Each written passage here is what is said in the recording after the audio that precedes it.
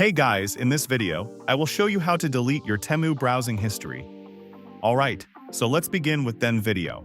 So in order to do this, go and open up the Temu app and make sure it is updated to latest version available.